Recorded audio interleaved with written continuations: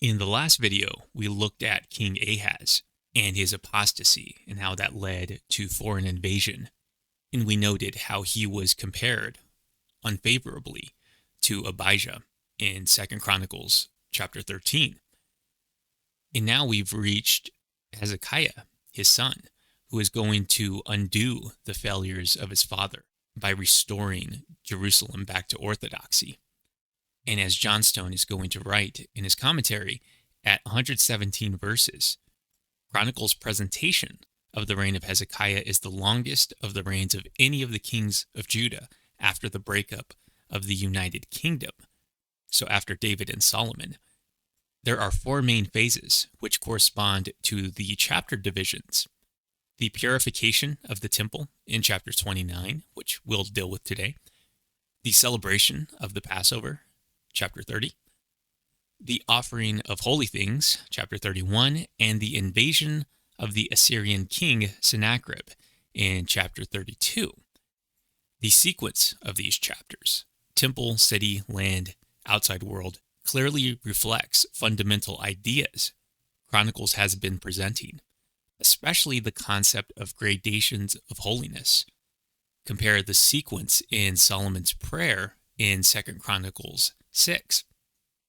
And I've reproduced that section of Johnstone's commentary on Solomon's prayer, where he gives these 7 petitions.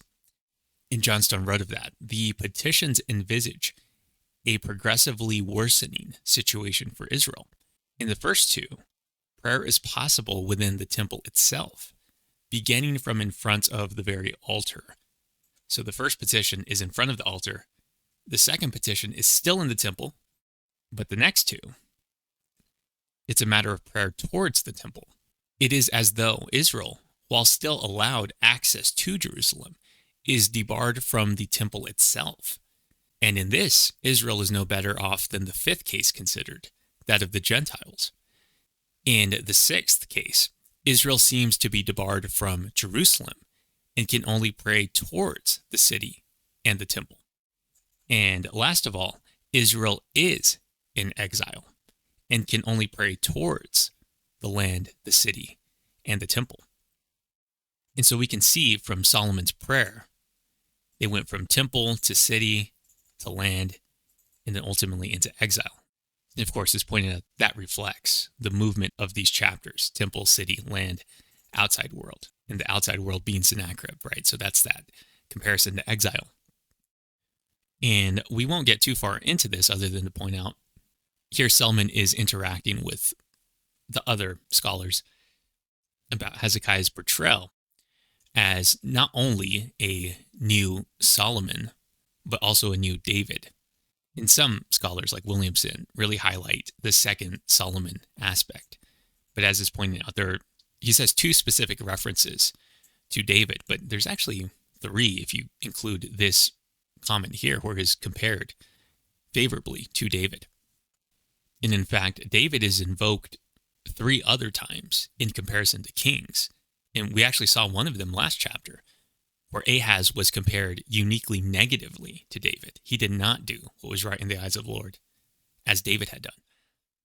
But Solomon is noting that, first of all, you have this new Solomon, new David kind of thing, and it's really because of the temple work he does. And the second pattern, Solomon says, contrast Hezekiah with 2 other kings, namely Jeroboam, as described by Abijah, and Ahaz, his father. And of course, we noted last chapter that there was this heavy theme of chapter 13 in the way Ahaz was being described. Not only does this make Hezekiah's reign the start of a new era, it confirms the message of Ezekiel 18, which we also noted last chapter, that Israel was not inevitably bound by its past. And of course, this works in both directions, because in last chapter, we were noting how Ezekiel makes that point that a righteous man can have a wicked son, but the son of that wicked son, in this case Hezekiah, is not bound to the wickedness of his father. And there's some interesting structuring going on in this chapter. The Masoretes in the traditional Hebrew text subdivided this chapter into 7 sections. including an odd paragraph break, isolating verse 26 by itself. The verse itself reads, "The Levites stood with the instruments of David, and the priests with the trumpets." And that's kind of interesting.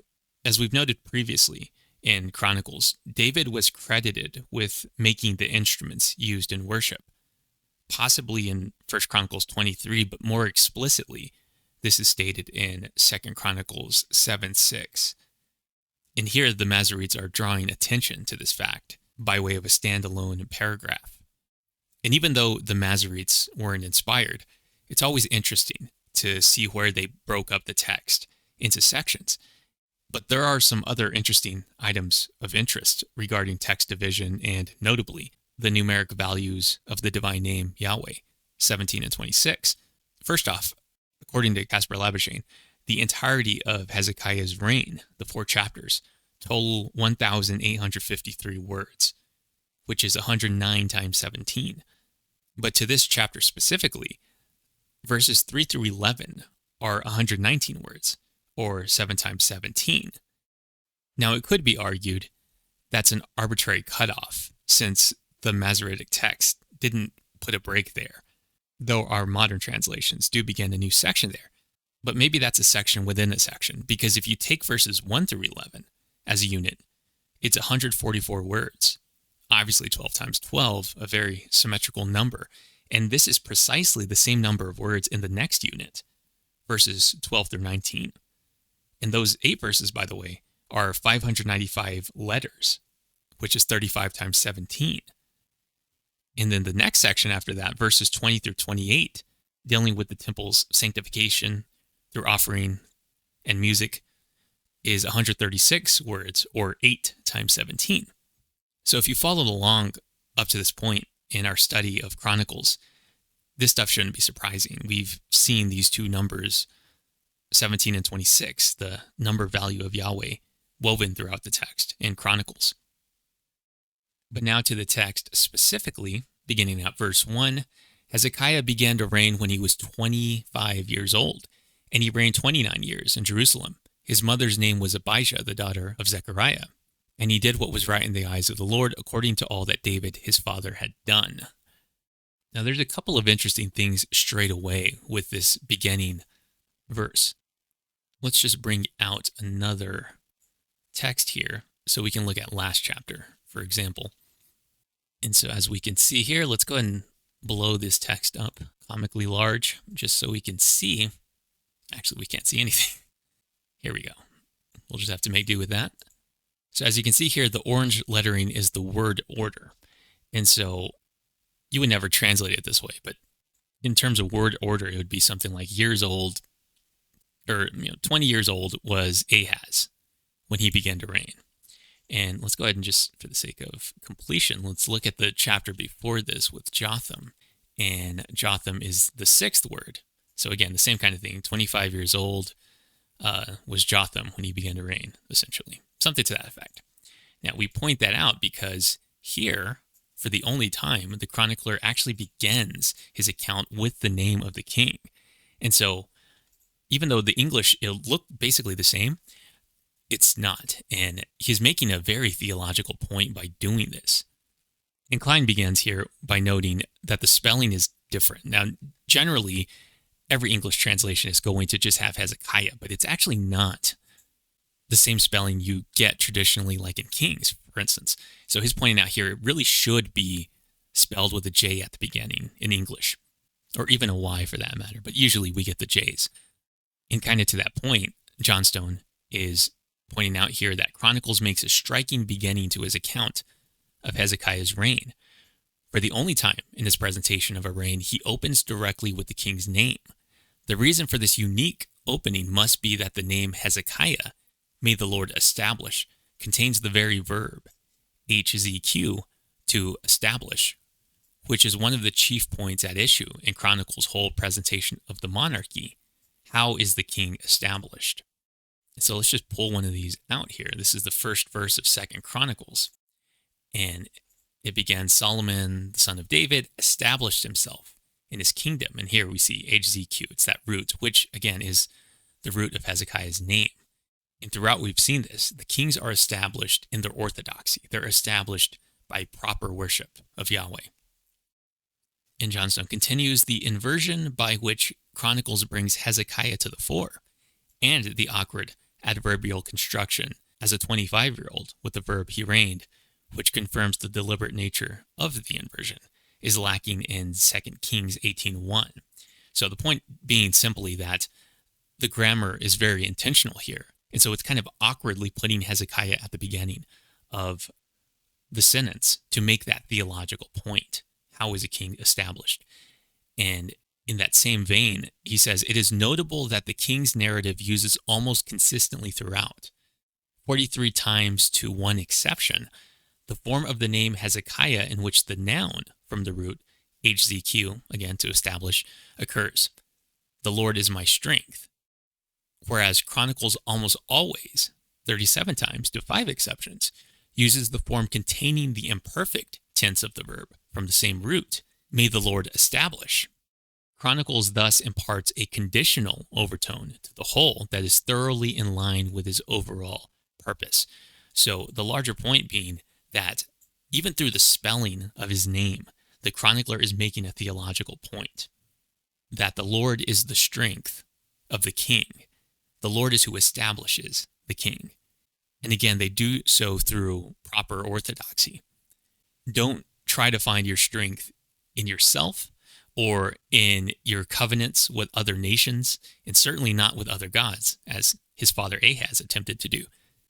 And so the spelling of his name in Chronicles is almost consistently the form which would translate to something like, may the Lord establish, meaning it's conditional. It's conditional upon their orthodoxy, on their loyalty to God.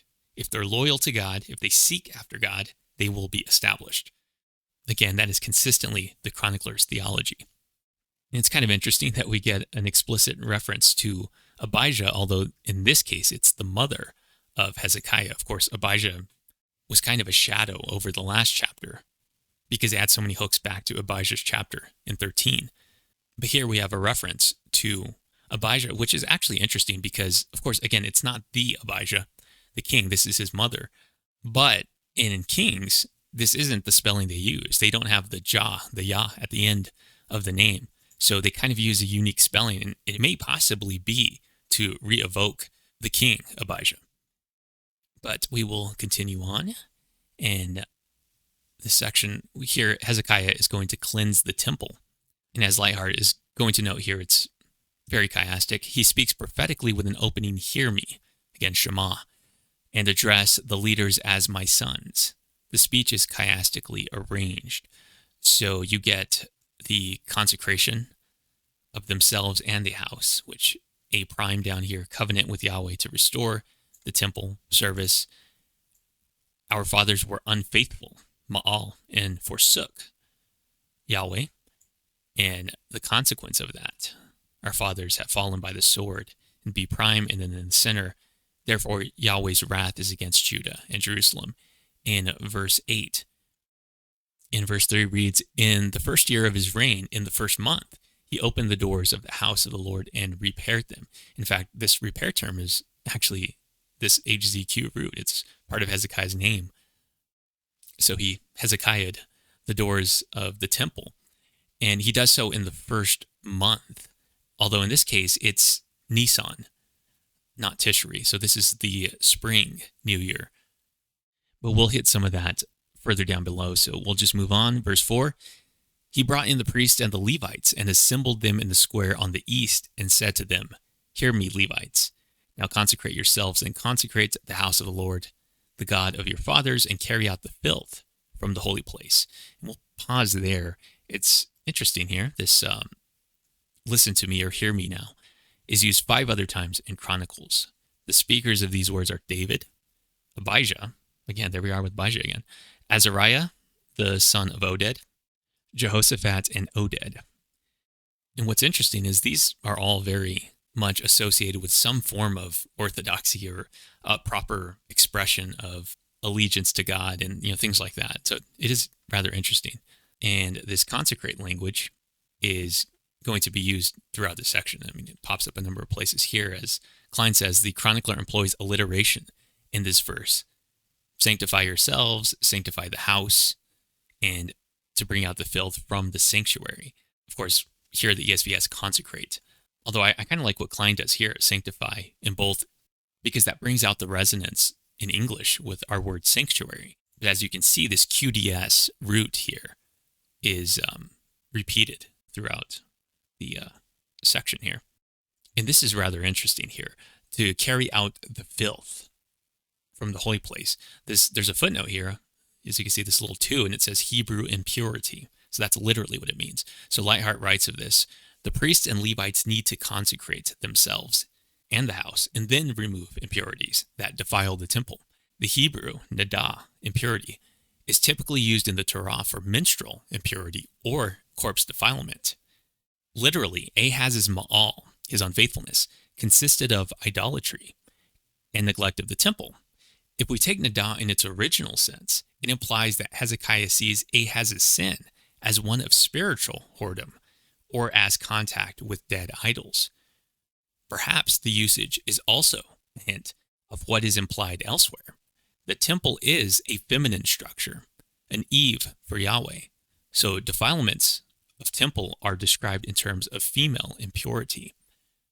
That is very interesting because many, in fact, like all the commentators, note kind of the oddity of this language because, again, if you actually go look at its use in the Torah, it is associated with these things. And so it seems odd that they would use this term here, but if we're thinking typologically, this would actually make a lot of sense. And in fact, we'll go ahead and hit this point now, even though it's going to come up later. But further down, we have this reference that they carried it, which was, these impurities. They carried it out to the brook Kidron, down here in verse 16. All of that is very interesting because that brings to mind let's go ahead and bring out another text here, 2 Chronicles 15. It's actually the end of 15, so we'll go 16, scroll back up, and this is when Maacah, the mother of Asa, was removed from being queen mother because she had made a detestable image for Asherah. And then Asa cut down her image, crushed it, burned it at the brook Kidron. And so here we have another reference to the same brook. But what I had mentioned there in the chapter 15 video is this has echoes of Exodus 32, the golden calf story. And specifically down here, when Moses arrives back at the camp and he sees them dancing in front of the calf, his anger burns, and he took the calf that they had made and burned it with fire and ground it to powder and scattered it on the water and made the people of Israel drink it. And I commented there that, again, this is its own video. I need to do that at some point. But this brings to mind the jealousy inspection of Numbers 5. So the test for adultery, which itself is interesting because this language of like going astray and in fact breaking faith is our term ma'al. It's just very interesting because they ma'al a ma'al here, to break faith. Everywhere else in the Bible, you can only commit a ma'al against the Lord.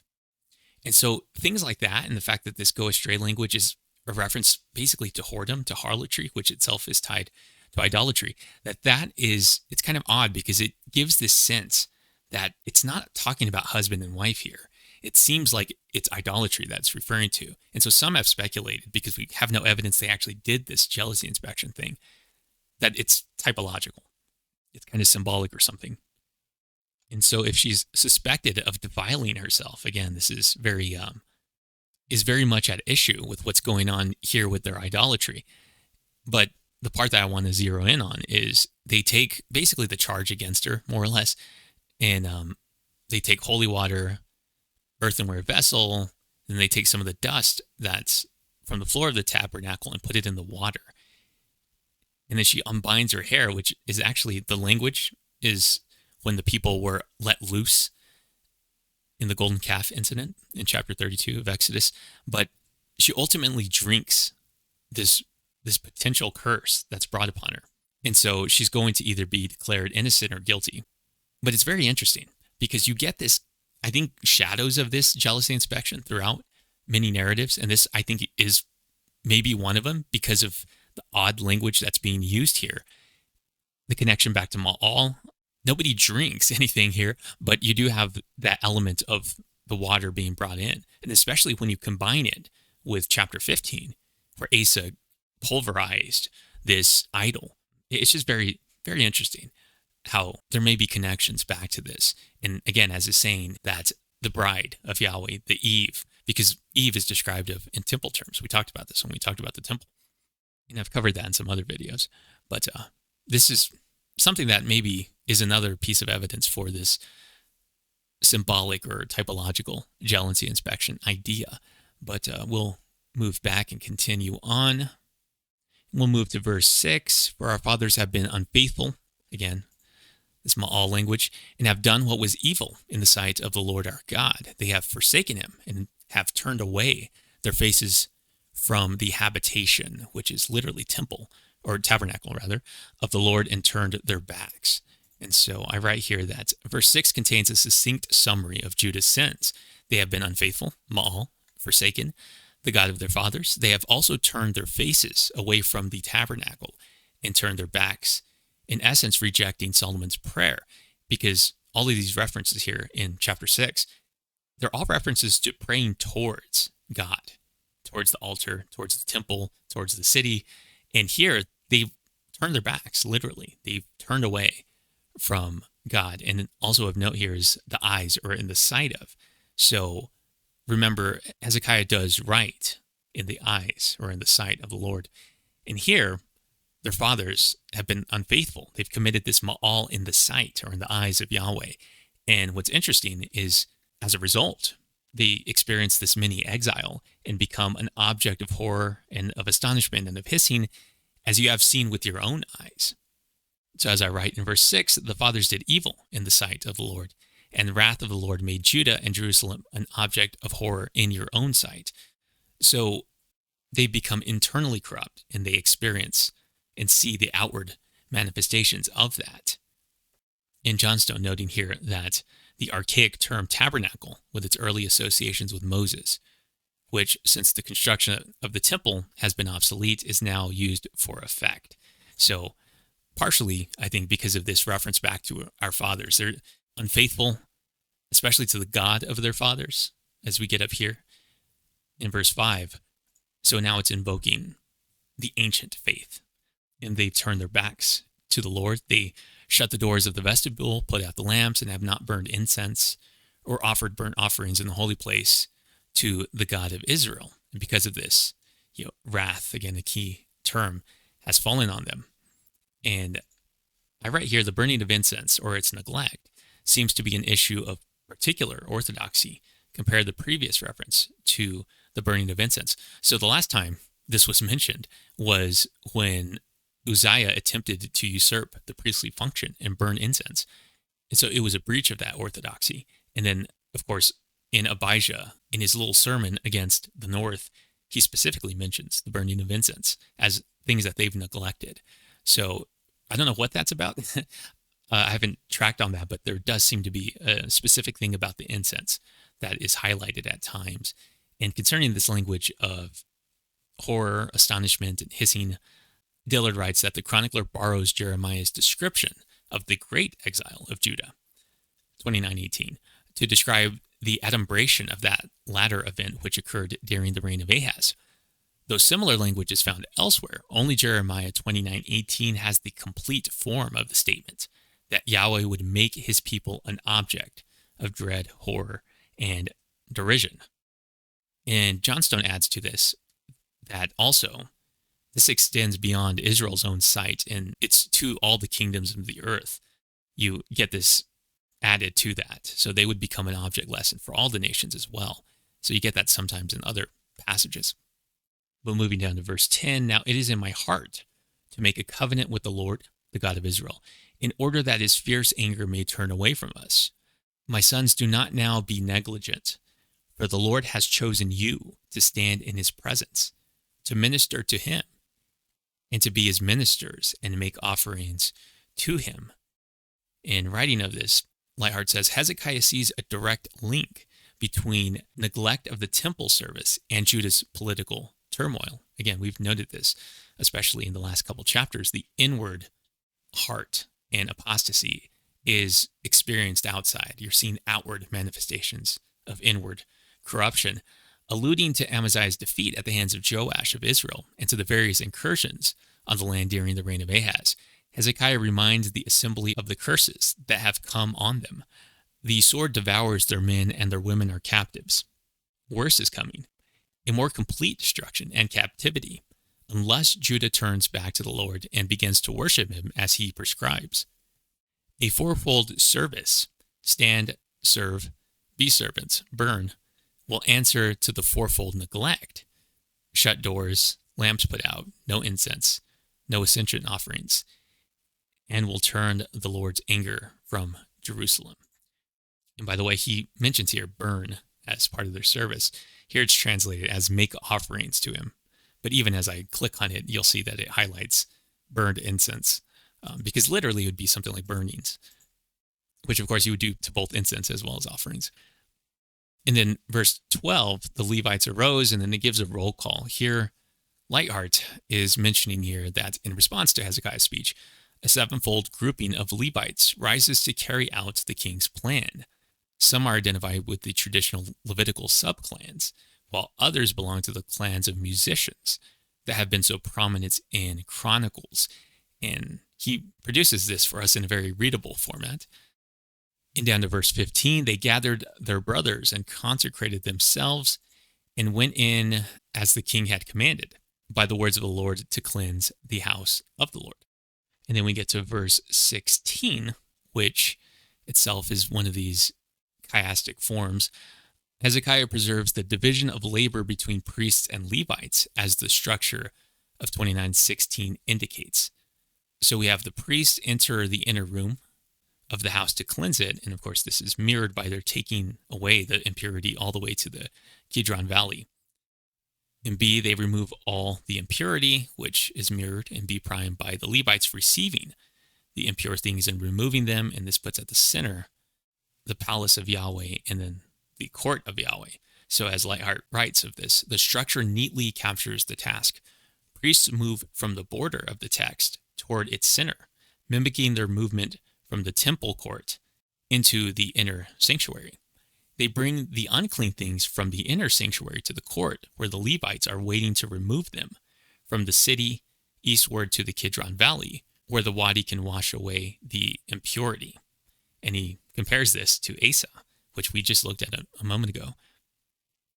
And then down to verse 17, they began to consecrate on the first day of the first month, and on the 8th day of the month, they came to the vestibule of the Lord. Then for 8 days, they consecrate the house of the Lord, and on the 16th day of the first month, they finished. And then they go into the king and basically say, you've finished the task. Now, this is interesting to me because we get very explicit references to the time period here. Lightheart writes, the purgation begins on the first day of the first month, on New Year's Day, a new creation motif. And of course, this is Nisan. This is the spring, New Year. The process takes 16 days, moving from the inner sanctuary to the porch. The 8th day is the first day of a new week, the day after the Sabbath, the day of entry into new creation. Fittingly, after a double 8-day cleansing, the Levites assure Hezekiah that they have cleansed the altar of ascensions and the table of showbread and all their vessels and tools. I just find this very interesting that it very explicitly gives us 16 days because in verse 20 it picks back up. Then Hezekiah the king rose early and gathered, so on and so forth. That would imply that that is the next morning. That is the 17th day. And so in the chapter that we're seeing a lot of 17s numerically. In fact, this section, again, beginning with verse 20 and following, is itself a multiple of actually 8 times 17, which is interesting. Again, we've been getting a lot of 7s and a lot of 8s and a lot of 17s in this section. Of course, 8 being interesting because it is that new day, that new creation motif. But Lightheart offers an interesting observation here on this language that they went up to the house of the Lord. The word to is not actually in there. And so Lightheart writes, at the completion of the ascent, the people bow. And we get a lot of this completion language, which itself is something of a callback to creation language. When all the work was completed, you get phrases like this used throughout. Here we have finished in the ESV. But back to Lightheart, he writes, through animal sacrifices and song, they have ascended into the throne room and do their obeisance before King Yahweh. Verse 20 captures the theology with the arresting claim that the king and princes ascend the house of Yahweh. The preposition to is absent. Moriah itself is an ascent of the house, and we are invited to see the king and princes as the house of Yahweh ascending. The temple becomes a conduit, enabling the people house to enter the presence of Yahweh. And so they ascend the house of the Lord, and they bring 7 bulls, 7 rams, 7 lambs, 7 male goats, so on and so forth. And so they're going to offer these animals. It should be noted, by the way, that assembly here is kahal. And although the language dramatically dropped off in recent chapters, here in Hezekiah's section, it's going to be used, I think, 14 times by my count. And so we're going to have this cluster of kahal, ecclesia language in these 2 chapters. And then verse 25, he stationed the Levites in the house of the Lord with cymbals, harps, and lyres, according to the commandment of David and of Gad, the king's seer, and of Nathan, the prophet. For the commandment was from the Lord through his prophets. And this takes us all the way back to Kleinig, which we looked at in 1 Chronicles 23 through 27, I think in that range. But what I'm highlighting here is the involvement of the prophets through this entire thing, which stretches back at least to David. So Kleinig wrote, a number of prophets were particularly prominent in the establishment by David of public worship at Jerusalem, while Nathan had decreed that David's son would build the temple there. Gad, another prophet, commanded David to build an altar at the site which the Lord had designated for the temple, whereas Solomon organized the gatekeepers for their duties. Nathan and Gad instituted sacred song at the Lord's command. Prophecy was therefore responsible for the establishment of the temple and the arrangement of its personnel, just as it had founded and confirmed the Davidic dynasty. The choral rite was thus regarded as a product of prophecy. And especially this section here, if you really want to get into the nuts and bolts of worship, this section becomes very important. In fact, a lot of Chronicles does. It gets into some of the details that you don't really get anywhere else. And this is one of those areas that's so easy to just gloss right over and not appreciate enough. But it's how deeply connected David is or was to the establishment of the Old Testament liturgy, and how much of that was tied not just to him, and of course it was also founded by, as Kleinig is pointing out, the prophets were overseeing this whole process. But David, as verse 26, again, remember, a standalone paragraph, is going to point out that David was the one who made the instruments for worship. And of course, it's also going to be a lot of his psalms that are going to be used. And I've been going through the Psalms. If you haven't seen any of those videos, you should check some of those out, because there's some really interesting stuff going on there that I think, especially seeing it through this lens, that this is part of the worship. It's part of the music. There's music set to these Psalms. But the fact that it's musical, these are musical compositions, that would explain a lot of the symmetry, the numerical features of the Psalms. I mean, they're just really striking how structured and symmetrical they are. I think that lends credibility to a lot of the stuff that, like, Labuschagne, for example, is pointing out. But that's kind of the Psalm stuff. But again, it becomes relevant in sections like this, because again, verse 26, the Levites stood with the instruments of David and the priests with the trumpets.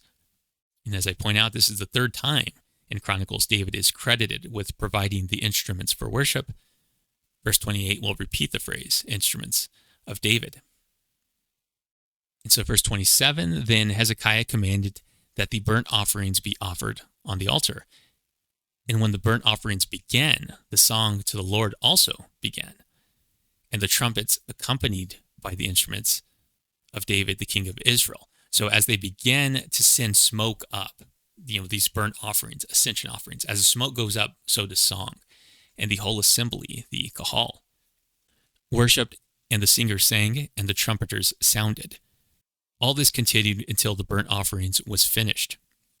Of course, this is that creation type language. As with the creation of the Solomonic temple, we again have verbal echoes to original creation. So Genesis 2, verses 1 through 2. When the offering was finished, the king and all who were present with him bowed themselves and worshipped.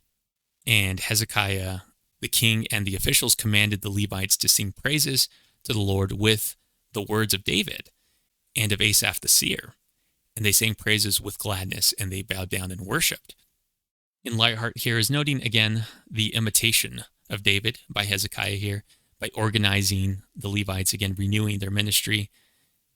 He gathers the Levites by clan, as David had done. 7 groups of Levites pitched in to bring the ark into Jerusalem, which was done with this musical procession. And Hezekiah speaks to 7 clans of Levites, and then the worshipers fill their hand with offerings. In verse 31, it's this consecrated yourself language. We've discussed this fill your hand language a couple of times, as they filled their hands with silver and gold as votive offerings in 1 Chronicles 29. The worship of the Levites follow the instructions of David. Their instruments come from David, as do the very words of the psalms they sing. And to that point, I know I have a note here from Han. I'm not going to read the whole section here, but I'll just hit its conclusion. By their traditional ascriptions alone, the Psalters inscriptions, a substantial majority of the canonical psalms, nearly 2/3, can be traced back to David and the 3 Levites that Chronicles says were appointed to prophesy in the liturgy. So again, the worship was set to these prophetical psalms. We have to think of the psalms as prophetic, as well as musical compositions as well. These are sacred songs. And I also want to hit this point at the end, that they sang praises with gladness. It's not a great translation.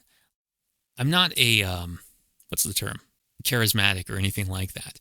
But I see some people overcorrect and pejoratively say things like, worship music is like manipulative and stuff like that.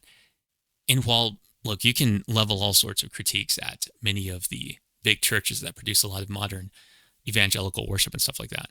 But I think that kind of critique, for me at least, falls very, very flat, because this is, again, from Kleinig's book. He says, well, he's beginning here by pointing out some of these connections we just mentioned, that the Levites were appointed to this task of a Levitical choir to sing in this procession and play before the ark.